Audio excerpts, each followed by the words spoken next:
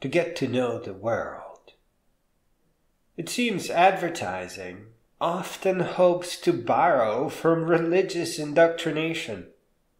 One anti-piracy campaign once concluded with, "You wouldn't download a car," like creepy cult teachings, completely ignoring logic or the difference between taking the original and just making a side copy. If this campaign kept up for centuries, maybe people could start believing that copying something is a dirty, dirty sin. On the internet, occasionally one comes across a creature that actually spreads false beliefs. Most recently, a strange young lad stated that, "I am just so sick of people complaining that they have to watch the ads. Well, maybe you should just pay for the service." Yikes. Now, it might have been just a contrarian looking for internet points, but it is easy to imagine that people like that may actually exist for real. When a large corporation ends offering some free web space or service, they cut off what made them useful. That is not a call to play into their creepy fantasy and start giving them money, but just to find somebody else and keep on moving. Furthermore, a popular magazine that runs a Person of the Year feature once actually featured a website. And shortly thereafter, there was a movie, presumably a comedy, about the corporation behind that particular website. These are not realities. The company wasn't embraced by Hollywood and all the people that love comedy. These are marketing strategies. That famous magazine lost all credibility. It completely sold itself out and probably signaled to potential buyers that they are in fact for sale if you pay them well enough. Schools too often sell themselves out.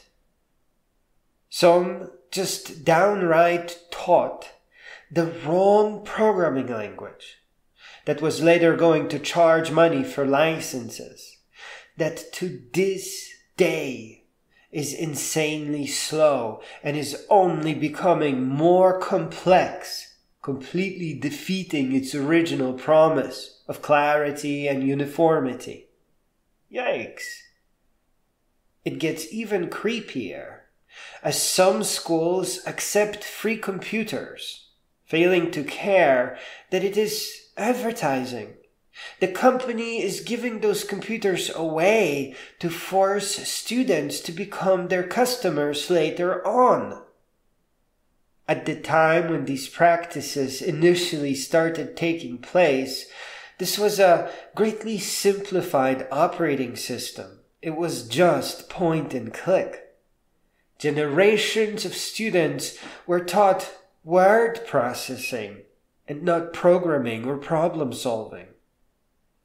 They never knew that a word processor betrayed them into becoming a consumer, where programming would have actually fulfilled the promise that schools are making and set the students free of poverty, help them to create their own little companies.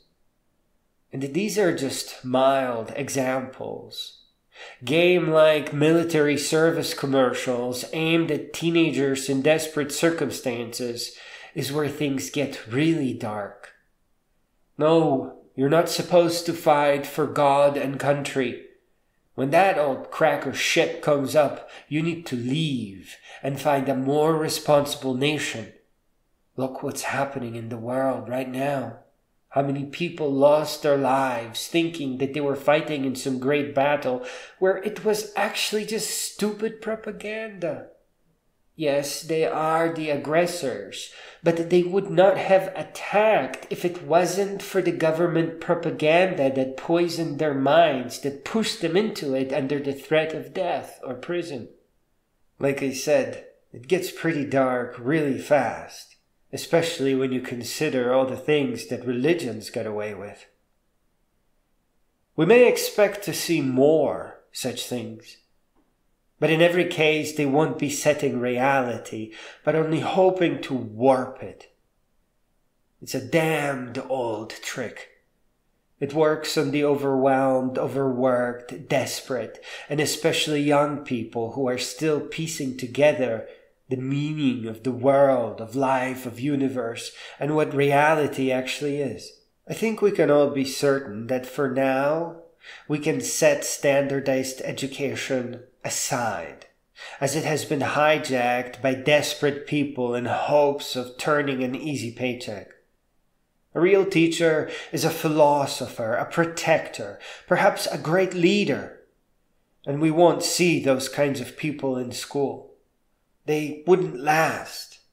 All the liars would be calling them eccentric and slow and useless.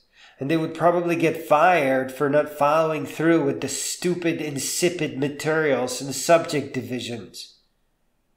We also see the same thing in politics.